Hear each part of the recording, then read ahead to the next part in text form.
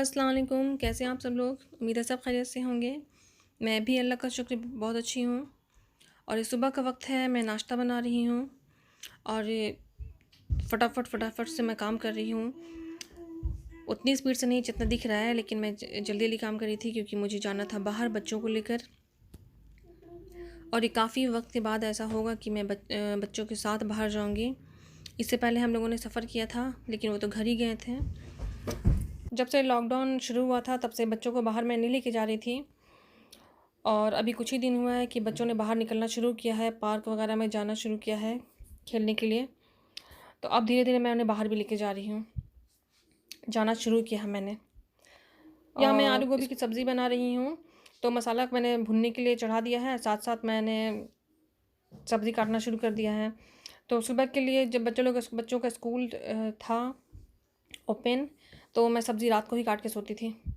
उससे ये होता है कि सुबह सवेरे जल्दी जल्दी नाश्ता बन जाता था, लेकिन अब बच्चों को सुबह स्कूल जाना तो होता नहीं है उतना सवेरे, इसलिए मैं सुबह उठकर ही सब्ज़ी फिर काटती हूँ। और ठंड की वजह से जल्दी आँख खुलती नहीं है, तो मुझे देर हो गई थी उठने में, इसीलिए मैं जल्दी जल्दी कर रही थी। और वीडियो को स्पीड पे मैंने इसलिए डाला क्योंकि वीडियो बहुत लंबी हो गई थी, लंबी हो जाती, इसलिए मैंने इसे थोड़ा शॉर्ट किया है। आटा मैंने गूँध लिया था, सबसे पहले मैं आटा ही गूँधती हूँ। तो जब तक मैं सब्ज़ी चढ़ाती हूँ, बनता है जब तक सब्ज़ी, तब तक मेरा आटा सेट हो जाता है, फ्लफ़ हो जाता है अच्छी तरह से। उसके बाद जब चपाती बनने में फिर बहुत इजी होता है। फ़ौरन आटा गूँधने के बाद जब चपाती बनाते हैं तो उतना अच्छा नहीं बनता है, इसीलिए सबसे पहले आटा गूँधती हूँ मैं। बच्चों का स्कूल बंद है, ऑनलाइन क्लासेस नहीं हो रही हैं, तो वो सुबह सवेरे उठते भी नहीं हैं, और उठते भी हैं तो उठने के बाद काफ़ी देर वो रज़ाई में ही बैठे रहते हैं। जब तक मैं डांटूँ नहीं तब तक वो रज़ाई में ही बैठे रहते हैं। हालांकि 2-3 दिन से धूप हो रही है, सर्दी कम है, फिर भी जब मेरा पूरा नाश्ता बन गया था तभी बच्चे लोग रज़ाई से बाहर आए थे। हालांकि स्कूल अगर ओपन रहता तो उन्हें सुबह 5 बजे उठना पड़ता फिर, और 6:15 बजे बस आ जाती थी, तो तब तक 6 बजे तक उन्हें रेडी होना होता था। तो यहाँ सब्ज़ी मेरी सारी चॉप हो गई, और साथ साथ मैं थोड़ी साफ़ सफाई भी कर रही हूँ, जो भी गंदगी फैली थी। और बर्तन भी मैं साथ साथ ही वॉश कर लेती हूँ, वरना फिर पूरे बर्तन का पहाड़ जमा हो जाता है, फिर मुझे ही मुश्किल होती है।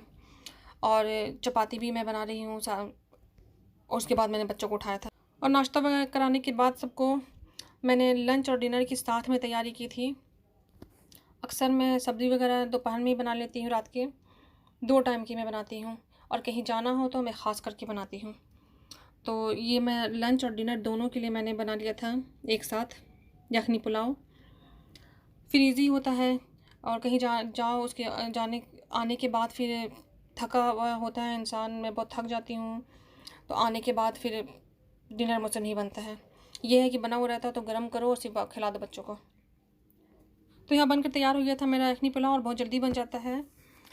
तो अच्छा, कोरोना की वजह से बच्चों ने ये अच्छी तरह से हाथ पर समेट के बैठना सीख लिया, वरना मुझे पहले इतनी दिक्कत होती थी। गाड़ी में वो सही से बैठते ही नहीं थे, कभी इसको छू रहे हैं कभी इसको छू रहे हैं। ये कोलकाता का साइंस सिटी है, और यहाँ लगा है ट्रेड फेयर, हर साल लगता है इंटरनेशनल ट्रेड फेयर। तो मैंने सोचा यहीं हो आऊँ, क्योंकि अच्छी चीज़ें मिल जाती हैं, बहुत अच्छा फेयर लगता है। लेकिन इस बार ये है कि इंटरनेशनल ट्रेड फेयर नहीं था, मतलब बाहर से कुछ भी नहीं था, यहाँ जो भी था इंडिया का ही था। ये हर साल दिसंबर में लगता है, दिसंबर के लास्ट में।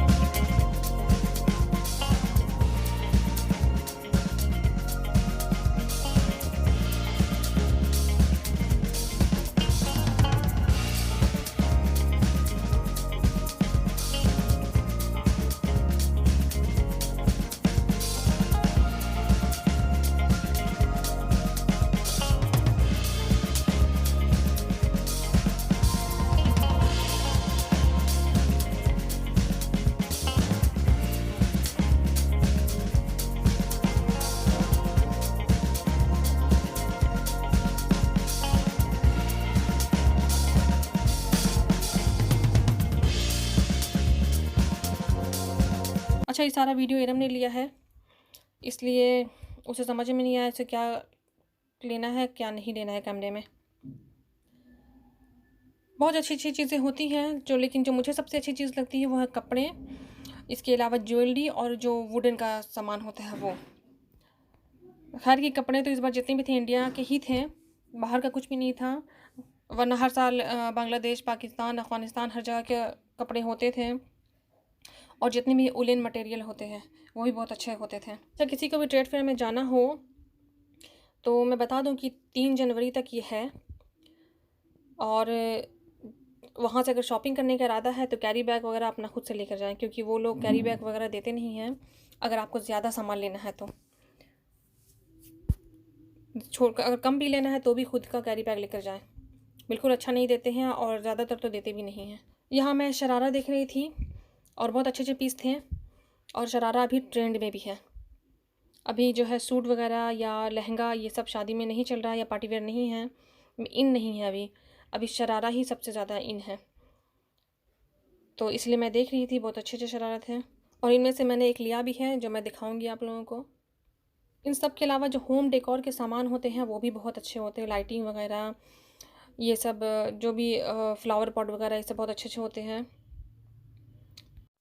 और शो पीस वगैरह तो बहुत ही कमाल का होता है, ज़बरदस्त होता है। और ये वुडन का जो मटेरियल फर्नीचर वगैरह था तो ये मैं देख रही थी, बहुत खूबसूरत, बहुत ही अच्छा था, ज़बरदस्त था, आलीशान। और जब मैं वीडियो ले रही थी, इवन मैं ले भी चुकी थी काफ़ी सारा, तब जाकर मुझे वहाँ साइड में लिखा हुआ दिखा कि यहाँ वीडियोग्राफी मना है, तो फिर मैंने छोड़ दिया, वहाँ मैंने वीडियोग्राफी नहीं की और मैं फिर बाहर आ गई। और सबसे कमाल की बात तो ये होती है कहीं जाओ और बच्चों को भूख ना लगे, ऐसा तो हो ही नहीं सकता।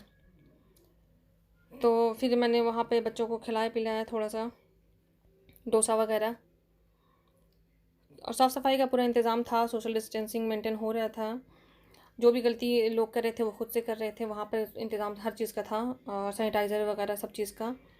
तो ये शरारा का सेट है जो मैंने लिया था खुद के लिए। वाइट कलर ऐसा होता है जो मुझे सबसे पहले पसंद आता है। तो ये थोड़ी सी शॉपिंग थी जो मैंने की थी। शॉल मैंने लिया था, शरारा सेट लिया था और इसके अलावा थोड़ी सी रैंडम चीज़ें मैंने ली थी। तो बस यहीं तक था मेरा आज का वीडियो। अगर आपको पसंद आए तो मेरे वीडियो को लाइक करें, मेरे चैनल को सब्सक्राइब करें और लाइक का बटन ज़रूर प्रेस करें। नेक्स्ट वीडियो में फिर मिलूँगी, तब तक दुआओं में याद रखिएगा। अल्लाह हाफिज़।